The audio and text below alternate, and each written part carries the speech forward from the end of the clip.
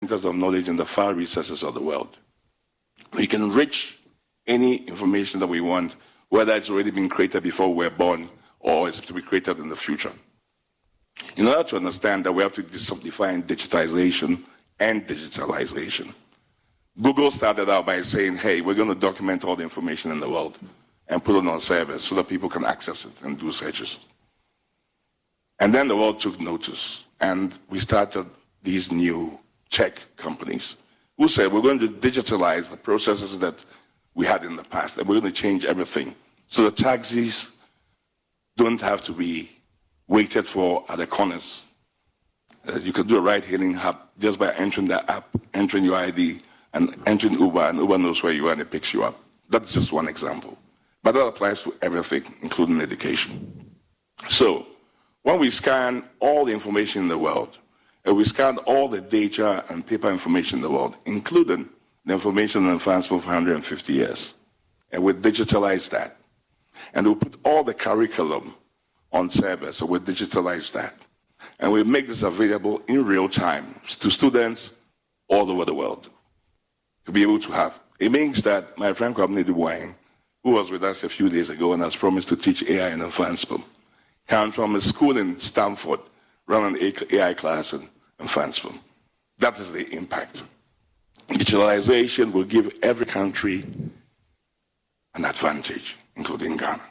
The question then is, how do we move from the current problems that we're in to the goals that we want to achieve with the digitalized world? Today, out of our population that's up to second cycle institution, that's what 1.8%. This is per the population census 2021, right? We are ranked very low, 88 on the digital index level. That's how best our digitalization affects our quality in life out of 177 countries. Out of 76 countries, we are 76 in the OECD. And 81% of our children have no access to the internet. Are we going back to the Stone Age? We can't. But the solution is not as bad as it looks. This result is as a result of a lack of action to the challenges that we face. We go through 6 years of primary school, plus another 3 years of junior, plus another 3 years of free SHS. And we can say that free education is very good, but does not improve in our quality. Access is limited because our digitization index has to improve. Our classes are overcrowded. Our ICT resources are outdated, even though we have some. A school like France will have 3,700 people going through the school. And if you look at the metrics, I won't go into detail at the risk of my 10 minutes, but the metrics mean taking all the benchmarks of education globally and measuring them against France and other second cycle schools. You will find out that we don't measure up. But it's easy to solve these problems. So how do we solve these problems?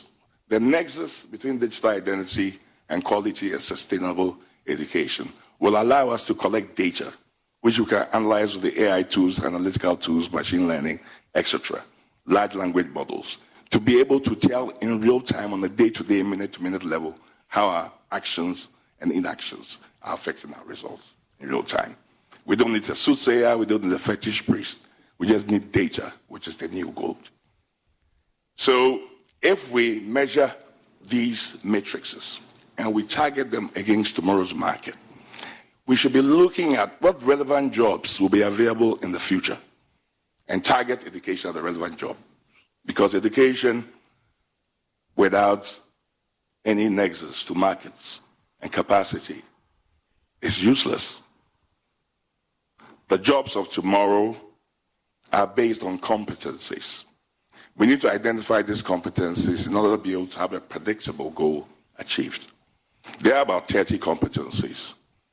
Some of these competencies include artificial intelligence, machine learning, quantum computing, large language models, and most important of all, cryptography. Because in identity, cryptography makes sure that quantum computers cannot break and morph your identity and fake it. Because if it can be faked, then everything else I said before doesn't work. So quantum proof, cryptography. This which we placed on large language models and learning platforms like Khan Academy and so on that can be tailored to specific groups and individuals. Our children should be trained in this. I think the greatest job to have in the future is prompt engineering. For those of you who are not techy enough, and I'm a lawyer after all, so you can be techy if you want to be. Prompt engineering is the ability to ask artificial intelligence platforms the best questions for the best answers. People think that's a technical job.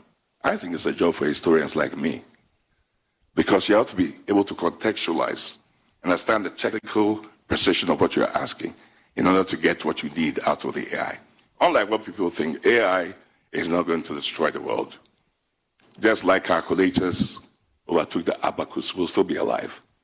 AI is a tool for solving problems.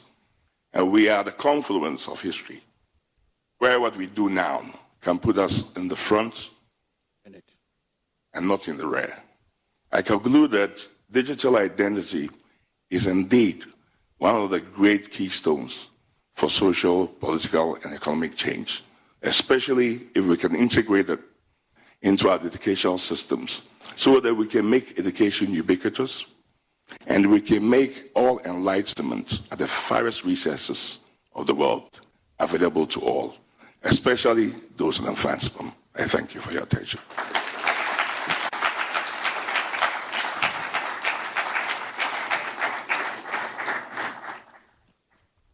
Thank you very much. We've now received the presentations of all four. And I thought he was going to be donating a phone to me, which was technologically savvy, but I have misled myself. It doesn't matter. Speaking about the question of identity and technology, I was just wondering, only if OK Money had access to these technologies, the shenanigans he passed through as senior housemaster and later headmaster to catch students. So the technology may have come a little late in the day for some people, but it's still not too late. And for those who prepped classes, assembly, church service, software is here, if technology had tracked them. But all of them have turned out very well and have become useful members of society. Over the next 30 minutes or so, we will be engaging in the interactive sessions. We will ask you to kindly signify by raising your hands. We will invite 4 people to the mic. I see it here. So if you have something, please come, mention your name, and quickly, if it is a contribution, address the sub-theme in question. And if it is a question you want to ask, identify the speaker. 30 seconds, and you are done. Can you kindly indicate to those who wish to make a contribution or ask a question?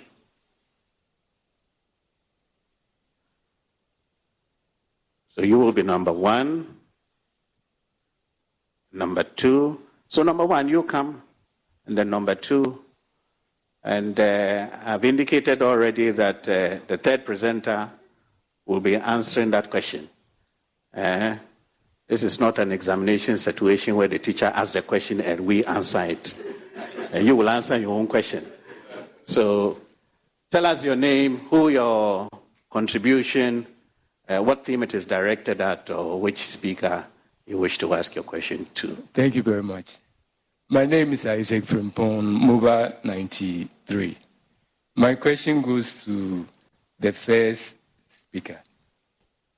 Doc, you made a statement, and that interests me. It says, imposing the Western style model over our local models. That's when we were talking about technology, how technology should impact Now, I believe, this is my belief before I ask the question, that technology should help us leverage on areas that are available to us. For instance, in Africa or in Ghana, we have fertile soil. So I believe that we should we should leverage on that instead of probably thinking about going to the moon or any other thing. Now, I was once working with your 30 seconds is passed. It's passed. I'll add 5 more seconds. So I just want to ask, what is your take on the deletion of agriculture science from the curriculum of JHS? Your take on that? We will take a certain round of questions, maybe 3 or 4, so note the question. And it will give you ample time to check into the curriculum of GHS Agriculture. Second speaker. Good evening. My name is David Johnson Atakpa, MOBA 2012. My question is to the entire panel. Now, in embracing technology as a tool to help in education, how do we put in safeguards to ensure that our little ones in society that is exposed to this are going to be prevented from learning certain illicits that are exposed on the internet, so that they also grow up in a much more conformed way that the older generation that were not exposed to these things at a younger age did? Thank you. Thank you. If we don't, have we got a third person? Please. Hello, good evening. My name is Ebenezer Kobana Nyakubidinimisa, Moba 1997, Bikapaka House, Lower Domenchi. My question and my opinion, at the same time opinion, is this, that to whom much is given, much is required. Per information about what's going on transparent in the United States. 10% of the top wealthiest people own 90% of the wealth of America, and then 90% of the population own just 10% of America's wealth. And then from another, you could get this conspiracy of the rich. From another a book, you can see that 25. You are a candidate to be truncated. 25. Get to it quickly. 25 CEOs, 25 for the top American CEOs. The money they get, the salary, their annual salary, is more than all the high school teachers in America, their salary combined. And therefore, the so question. if you should relate this to what's about advancement and some of the top schools and what the role we should play for Africa to get on the edge as far as technology and whatnot is concerned. I think we should do more in... Applause for him. Applause for him. Applause for him. Very good question. There's more we can do Please. to make the system better. In the internet, from the internet now, what you do in Ghana, from politics... From politics to education, we do we are still working on traditional politics rather than fundraising. We are working on it. Do you have a question? Yes, my question is that... Ask it. Why is the generation of our time still talking and saying that the internet is only a door to viewing illicit material, when from what is going on Twitter and other social media, and from what is going on in terms of the newspapers in the United States, we see that the internet is a house where I can't get it. Thank you. If this were Parliament, the marshals will remove you. Give us the opportunity to respond. Give us the opportunity to respond. All right, you alone, we have clapped for you 3 times. Very well. I don't see any hands up. So if the first was to the third panelist, the second was to all panelists, and the third expressed his view in respect of some matters. But if you can identify a question from the third, identify that question and answer it for us. Let me start with you, Dr. Wu. All right. The first one? Yes, the very first question. Okay, the first question was actually to the first panelist. But no, you asked a question to me. All right, okay, yes. So you asked your question. So answer that one, then I'll come to exactly. You. That's right. So thank you very much. And I intentionally decided that I was going to leave that part of my presentation because the idea was to generate a conversation. But I'm going to tell you what I did. Part of what we've been doing is looking at how we collaborate with digital technology, AI playing a strong role in that. And how does that impact on how we train our medical students and postgraduates to align with what we expect with respect to skills and competencies? And one of the questions I asked was actually to AI, similar to the question Tim Cook, the CEO of Apple, asked AI about leadership, digitalization, and LinkedIn. And I asked, how would we be able to leverage on that for universal health coverage? And I actually got a 10-pointer, which if you're happy for me to share, and I think that that may be a 10-point plan to help us in how we build this. And the first thing it says is to assess the current status, so a needs assessment of what already exists in digital technology, digital health, in our environment, in education, and in health. Because if we don't know where we're starting from, we'll never be able to measure our indicators. The second thing it says we should develop a clear vision of how digital technology and AI can support the goals of universal health coverage, in our health sector, and how education of our health professionals will translate to that practically. Then it says that we should be ready to invest in leadership. One of the problems with digital technology is most of the people who are leading have no clue what digital technology is about. So we have a small group of tech people who are telling them this is what you're supposed to do, so they don't have an ownership. So we need to actually invest in leadership development in both health professional education and healthcare to ensure that leaders have the skills and knowledge to effectively manage the integration of digital technology to digital health, and to make sure that this has impact. So not just knowledge, education, but how does that translate to how we teach, what teaching styles, what learning styles do we use, how do we measure competencies? Simulation is a big thing nowadays, but how many simulation centers do we have in our country?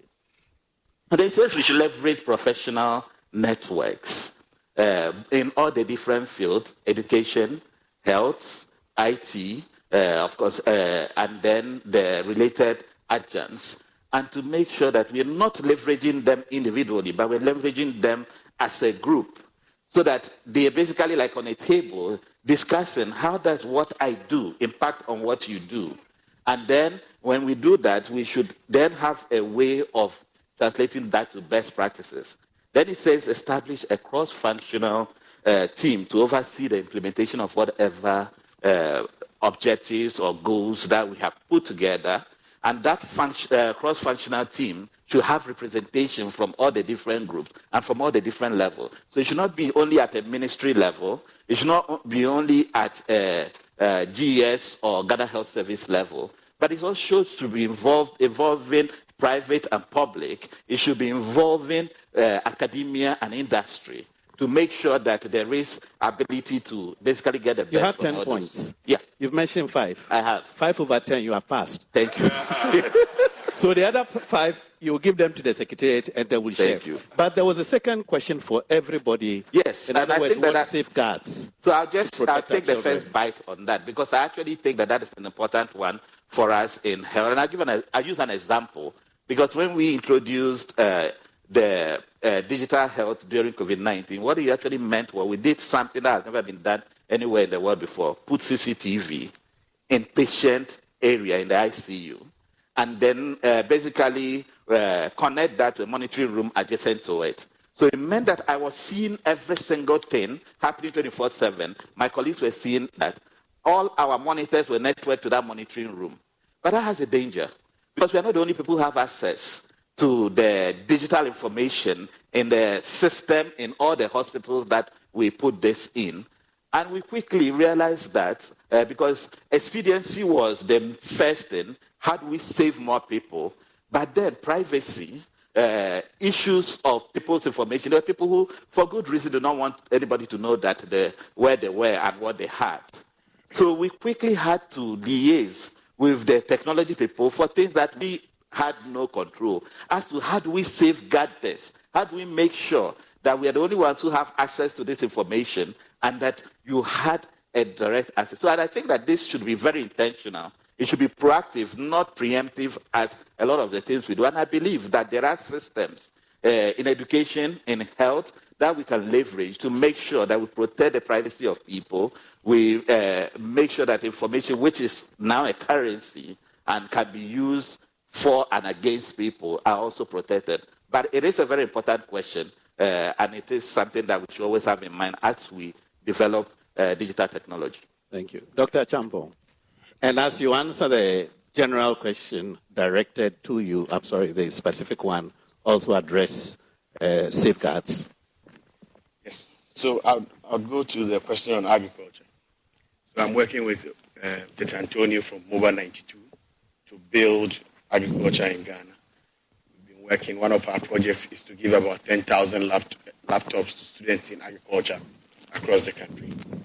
And we've been interviewing young girls in agriculture. And one of the things we've been asking, or what's emerging, is that young people who work in agriculture now are people who develop their interest earlier. Right? So it's those who develop their interest in agriculture earlier that went on to love it. Sadly, the people who dropped off actually because of what they felt or how they were treated in secondary school. So the love was in the junior high school, but the drop off in secondary school where is a patch, go and weed as punishment. So I would say that we should not remove it from basic education. But I ought to choose my words carefully. I'm not sure the government is saying they've removed it. They are saying they've removed it as a single subject. That's what they are saying. But they found it in other ways. So I can get the argument where entomologists are working with insect science, right, which is directly related to agriculture. Biochemists are working with food science to give us the best nutrition. So I don't know how that's going to play out. But I would say that it should be maintained and then kids exposed so that the love is built earlier. Because one of the biggest crises we face is the crisis of food. If you don't know, this year we started importing maize in huge quantities from Ivory Coast and Burkina Faso. And in the next 2-3 years, unfortunately, maize imports are going to rise close to what we have with rice, sadly. So that's the risks, technology.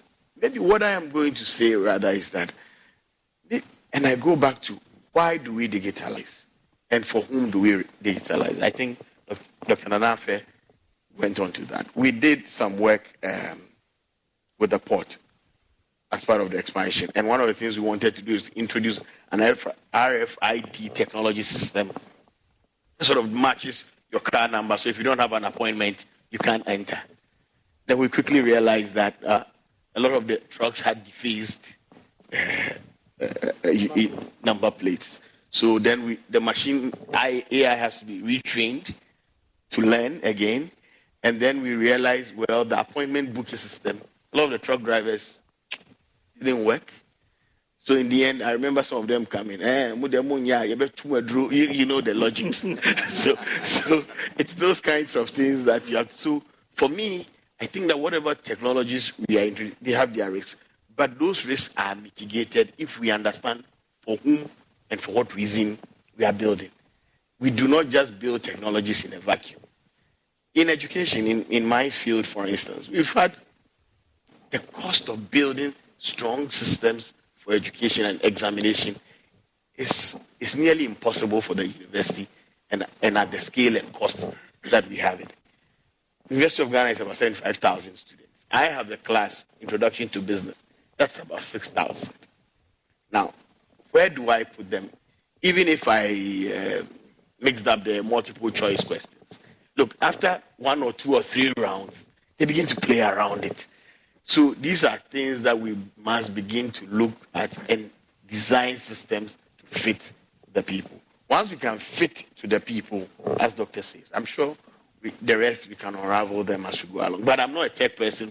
Moses and Doctor are here, so maybe they will do a better job. Nana, Great. Okay, so your question boils down to security. And let me give this scenario which really happened during the COVID time, when it became necessary that schools have to find ways to continue education using various technology. In fact, a lot of kids genuinely and without any prejudice were exposed to certain content online whilst they were logging in or whilst they were doing their online studies during that period. It wasn't intentional. They were online, then something popped up, then they click before they realize some unwholesome content, and those who are curious pursue some. And please, a little survey that we did indicate that I've worked on what we call the child online protection policy with this. And so some work that we did indicate that during the COVID time, the exposure of children to unwholesome content on the internet increased. Not intentional, but by virtue that now they have to learn using these devices. So there is the need for us, as we digitalize the entire economy, and there is something that we need to understand in the whole spectrum. As you digitalize the digitalized economy will naturally produce digitalized job opportunities, which will require a corresponding digitalized working force. Now, what it means is that whether you like it or not, you have to digitalize yourself to survive in the digitalized economy. Great. So these children, right from school, are gaining that digital skill. But the exposure and the danger there, that is why some of us, having worked on the cybersecurity act and other things, we were happy when eventually the government launched the act, enacted the act in 2020, that the Cybersecurity Act 2020 at 3038. Now, in that act, provisions are made to secure our cyberspace when it comes to some of these things. We also have the Data Protection Act. So it is not just implementing the technology. We need to look at the security aspect of it and implement the security before deploying the technology.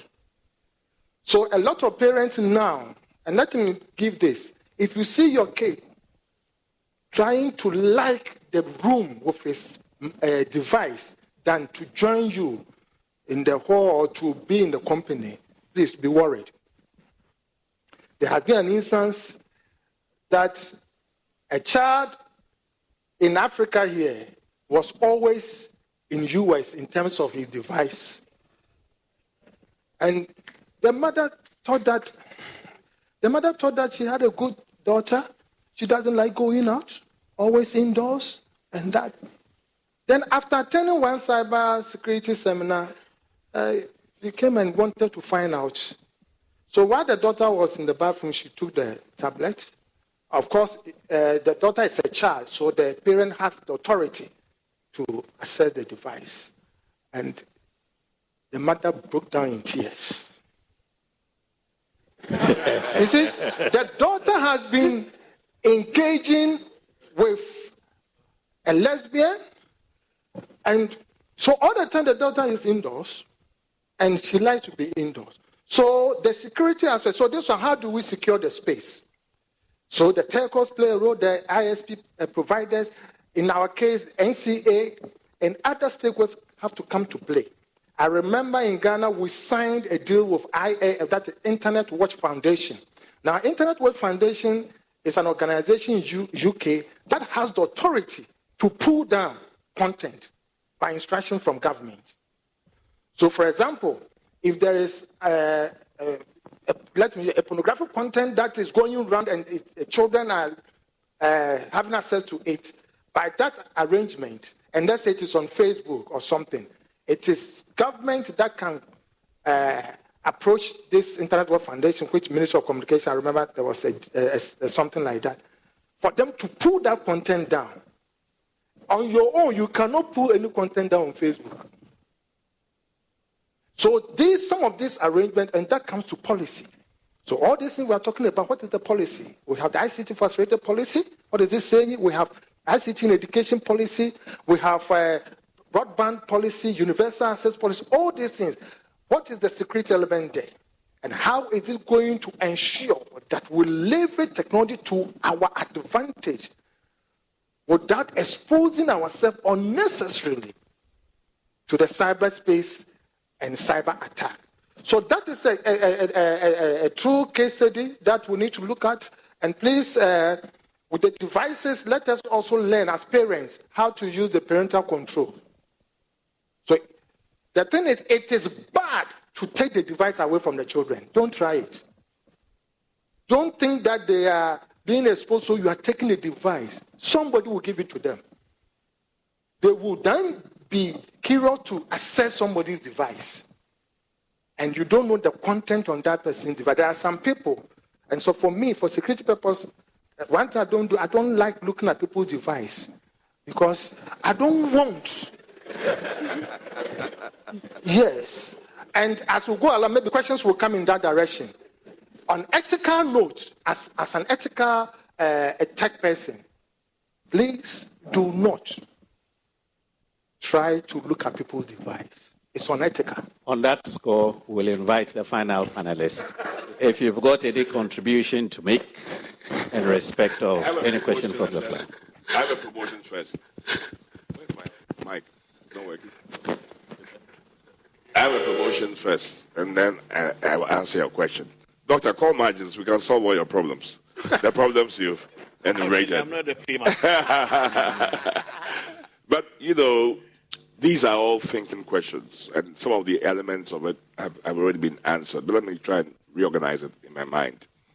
That actually, in the context of Ghana, we have created an environment where we can build access control to all these things specific to particular industries. Because we're in education, I'm going to stick to education to be relevant. We have a national ID system that has biometrics, fingerprints, all our 10 fingerprints, facial recognition, and iris. We have a Ghana card that has 3 profiles that can be used to access all resources, government or private, and be restricted depending on what the purpose is. We have a derived credential from the card that has a digital certificate that's an end-user public key infrastructure cryptographic certificate. What do you call it? So, when you're interacting with any digital platform, you can prove with your private key and multiple factor authentication, including biometrics, that you are who you claim you are, in order to grant access to, say, a server. Now, the rest of it, as Doctor pointed out, is not really technology. It's about understanding what your goals are, where you want to reach. So if you want the digital economy, and we have a certain benchmark of matrices that we want to get to, we design that. Then we make policy that will drive us towards those goals. Behind policy is legislation. With legislation, then guides how the private sector and governments will behave in order to build resilient infrastructure. So in schools, if the infrastructure existed, for instance, you can have your Ghana card to tap to an NFC or put in a reader before you get access to the internet. When you do that, it could ask for, if you have a multi-factor code, if you have a phone, or biometrics, or your face. As soon as you access, it knows you are below 18, right? Once your ID is below 18, the Active Directory and the device management platforms and the restrictions will automatically kick in. Certain sites will not open. This is design thinking, right? So you can't go to any porn site. You just can't go because we know your ID already and you are browsing. And it can also look at your track history. So if you're a minor under the guardianship of somebody or under the parentage of somebody or your teacher, they can actually track what it is that you're looking at and spending your time on if they have the legal rights. So it follows law, right? Now, I have a company that I advise. I'm on their international advice. It's a Danish company. I'm also a shareholder, a board member here. And they've designed a school platform that has a Wi-Fi connection, say in Fransford. You can connect to Wi-Fi, but you're not on the net. There's then a local content server that's downloading curriculum that is structured for the students. So you're not paying any internet cost, and you're not going anywhere else, but you have all that you need already downloaded on the server. So if you think through it, depending on the environment, depending on the rights, depending on what you can achieve, you can have a combination of identity verification and control, Active Directory, device management, cryptography, and public infrastructure to protect your critical assets, whilst you grab access control based on profiles. You can't do profiles if you don't have a digital identity. You can't do a digital identity that's verifiable if you don't have a legal identity. Once you establish that, like we have the gun account policy, legislation, implementation become easier because the foundation is already there. Thank you very much. I was going to be bringing the curtain down after 30 minutes of interaction, but I will indulge you and take a question or two. If there is a lady, first choice will go to the lady. If there is a lady who has a hand up, if there is a lady, in the absence of any ladies extended their hand, haven't been called 4 times, I will give the privilege to a gentleman. So I recognize you. 30 seconds. All right.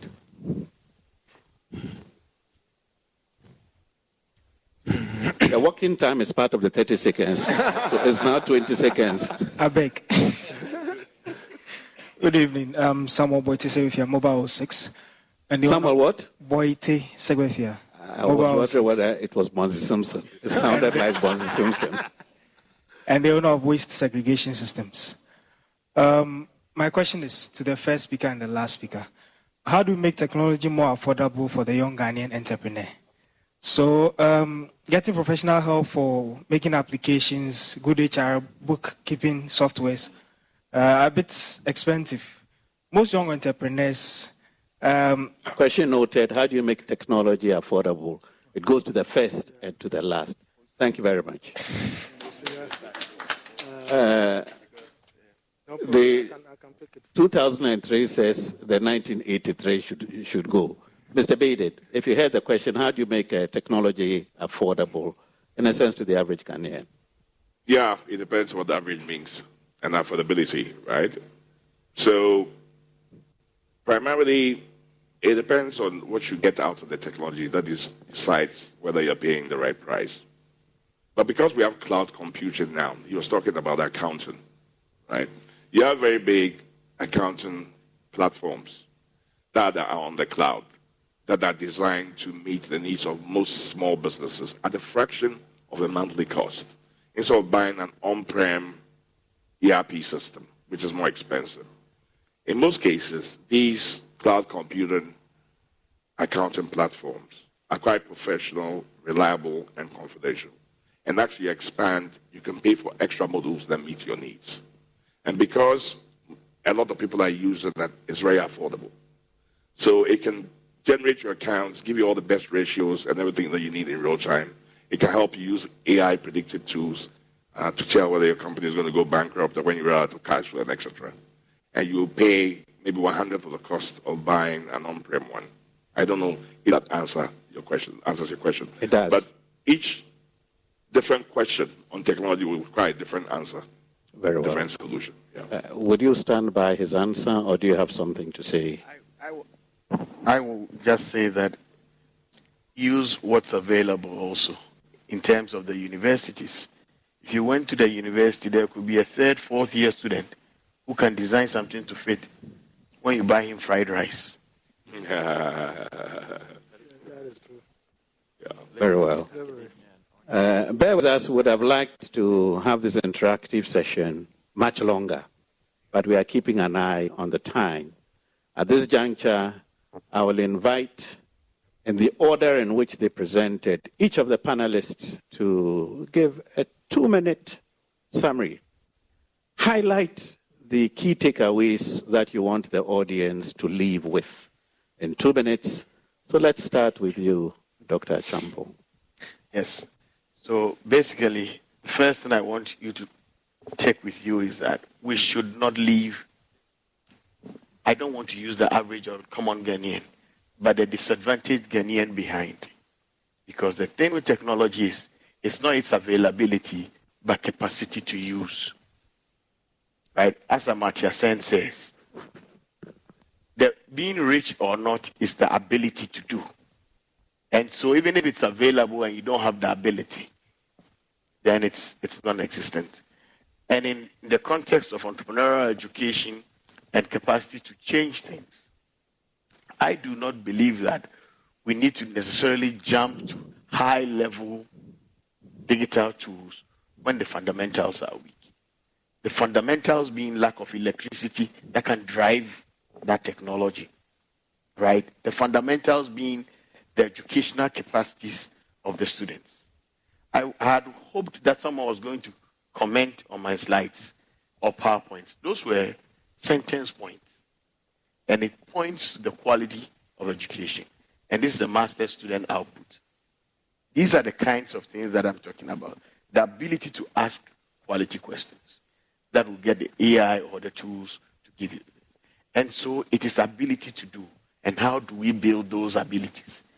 It is beginning to invest in the right educational systems. But what is right educational systems? It is educational systems meant for us, not meant for the Western world. Thank you very much. Thank you very much.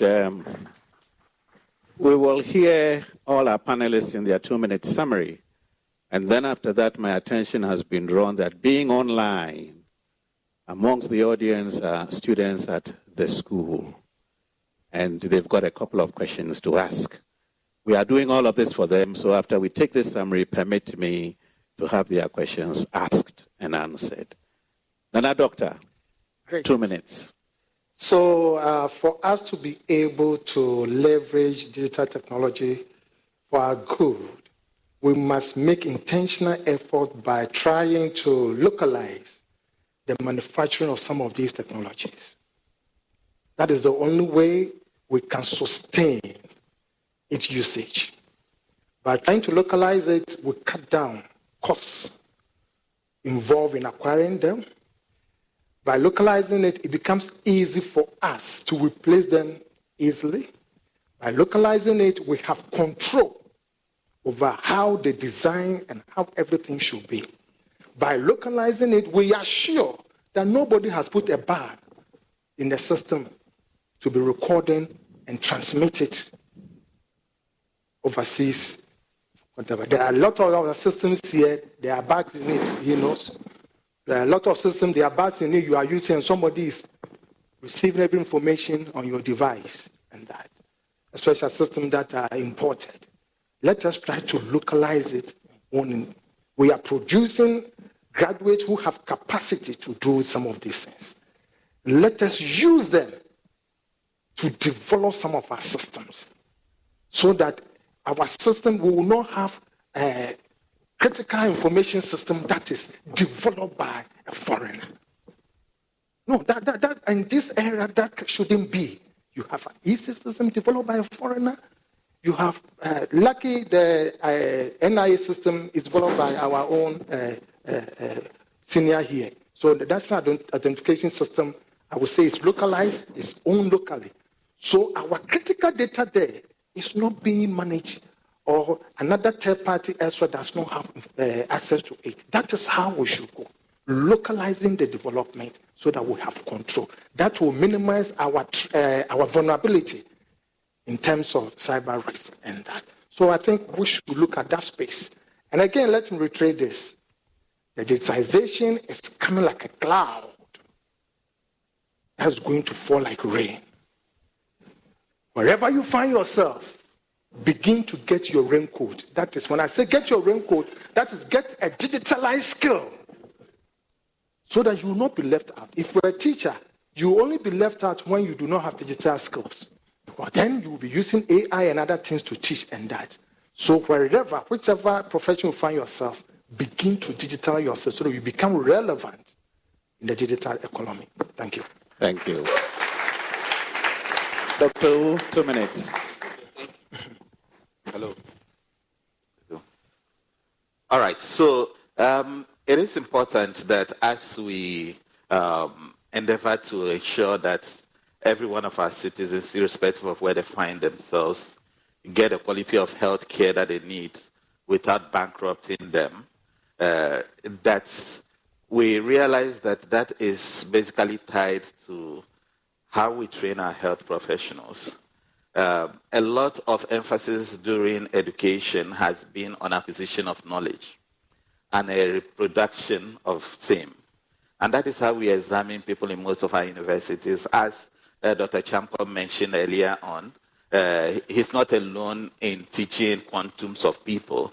And then when you have to mark scripts, because you think ahead about the scripts you're going to mark, you set questions that you can mark in time. And that a lot of time does not serve to assess knowledge, skill, and competencies.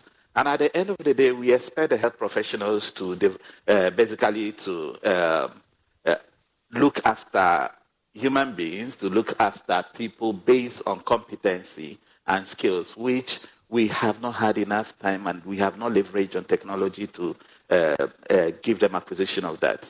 So I think that it is important that we, while we leverage technology or digital technology in education, that we tailor that to our different industries, and in my case, health, and what our targets and objectives are, that we contextualize that for what our environment and settings are.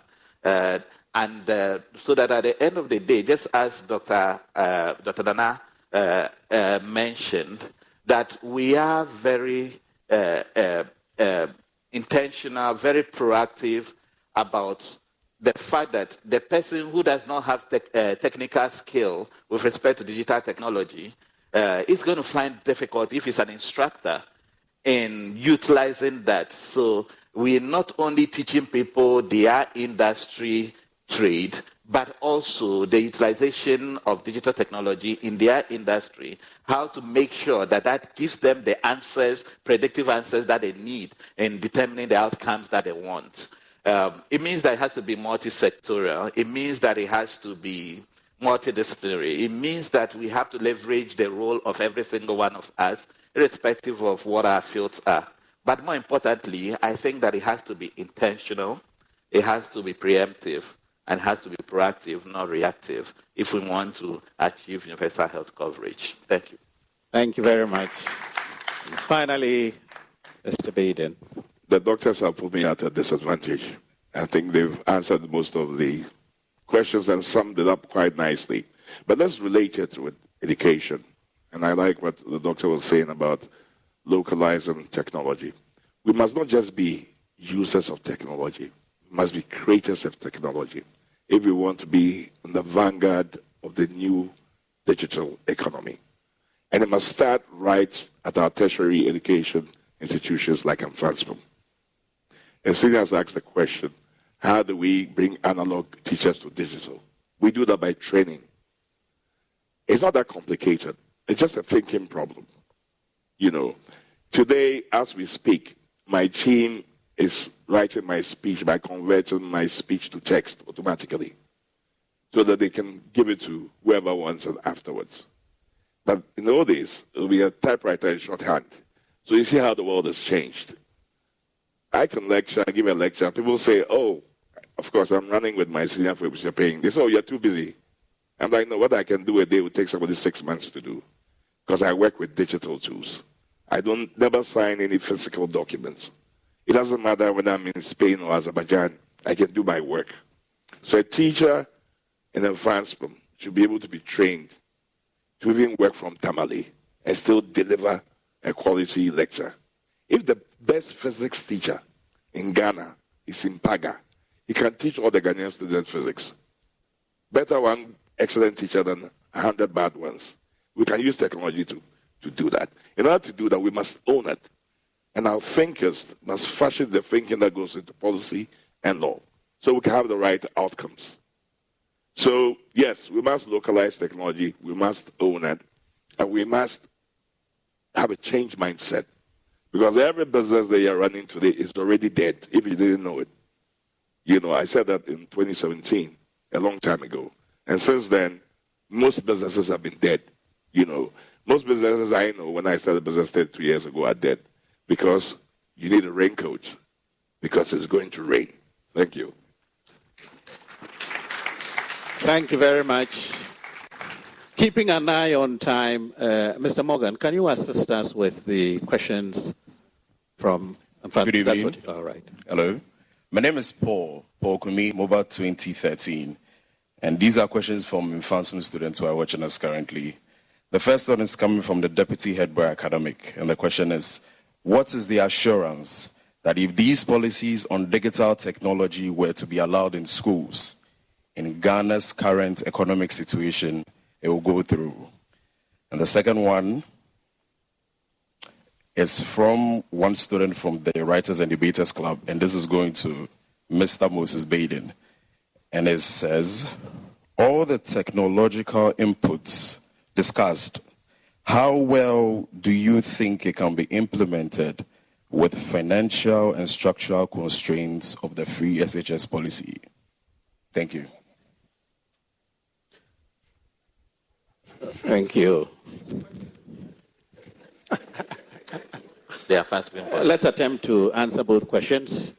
I'll not throw all questions to everybody. One was specifically addressed to you.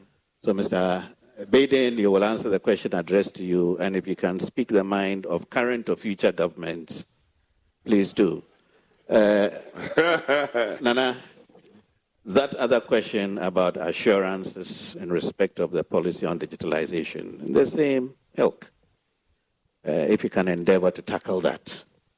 A minute each. As I said, I'm mindful of the time, and we must draw the curtains down no later than 3 minutes to 7. I think the deputy head boy is asking for a political speech, a campaign speech. I don't want to disadvantage my senior and come out somewhere, but I have to answer the question, right? So, yes. And thereby disadvantage you. I guess you do the closing prayer, so you can have an opportunity.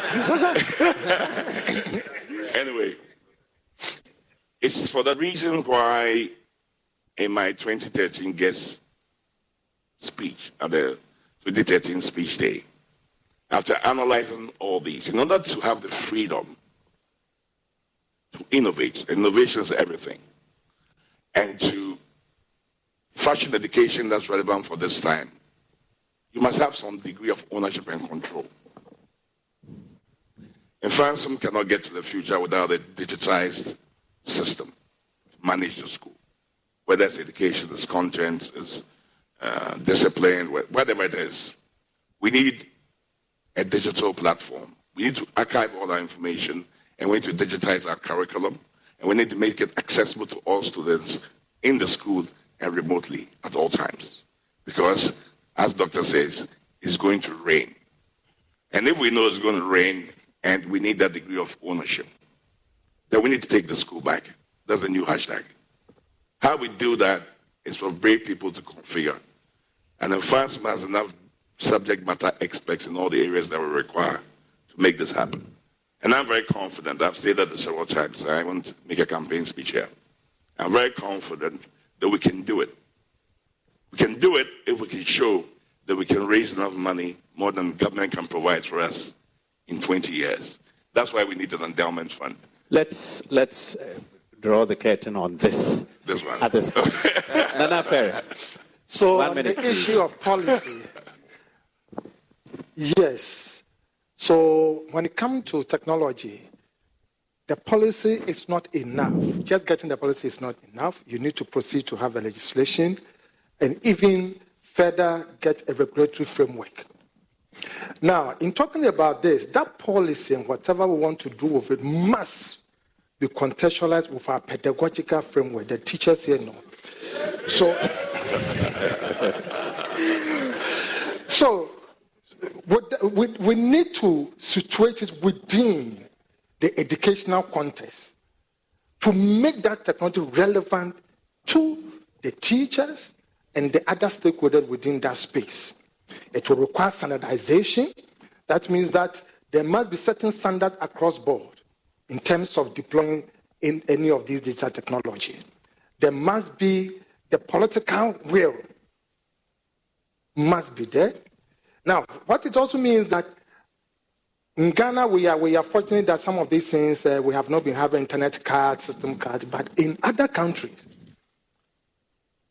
government officials, the politicians, try to reduce the digital enlightenment of their people because they are afraid. The moment the people become more enlightened digitally, it becomes difficult to control them. So in Ethiopia and other places, when there are elections, they cut internet service and that. And so as we are building this army of digitalized, skilled professionals, we must be intentional, deliberate in terms of these policies, and all of us parents must be involved. Civil society organizations must begin to advocate for policy inclusion and among other things. Else, when we leave it to the politicians alone, they would develop it to suit them whilst endangering our education system. Thank you.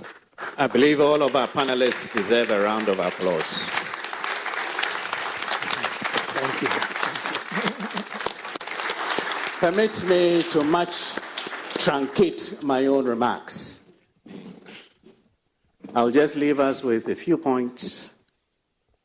One, if we look at the theme itself, having heard all of the speakers and considering what has been discussed, the curriculum at all levels, basic, secondary, tertiary, has to be looked at to feature and factor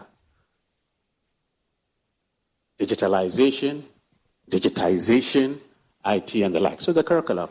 Two, the teacher has to be equipped to utilize digitalization, IT, in all forms. Where necessary, the basics such as laptops, projectors, and more sophisticated things. Three, the learner, the student, also has to be equipped. Learner can learn sometimes from downloading stuff, doing simulations, etc., etc. Four, the school authorities themselves can use these means and have deliberately avoided saying digital. I am aware, for example, that school records, right from inception through to now, are being converted from analog to digital. It's a project that the headmaster, together with an old boy, are working on, and they must be commended. And finally, protective measures are to be put in place so that abuses are not undertaken. We are in October, and interestingly, this is the cyber security month. There would have been considerable other takeaways by all of us, and as we repair to cocktails, we can have further discussions along these lines. At this juncture, may I ask that we rise to take the school anthem. We will be singing verse 1 only. May someone give us a tune? If not, moderator will call out the tune.